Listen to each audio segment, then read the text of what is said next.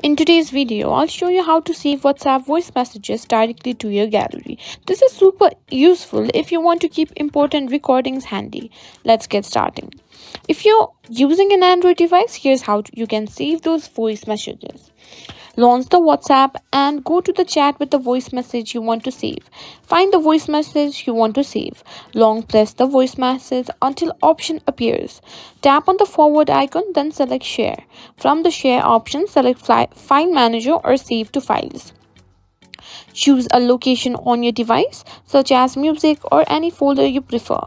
Your voice message will be saved there and you can access it from your gallery. If you're using an iPhone, the process is a bit different but still easy. Launch WhatsApp and find the voice message you want to save. Tap on the voice message and then select share. From the share menu, select save to files. Choose a location on your device like on my iPhone or iCloud Drive and tap save. If you want it in your music or gallery, you can use an audio converter app from the App Store to convert and save it in a compatible format.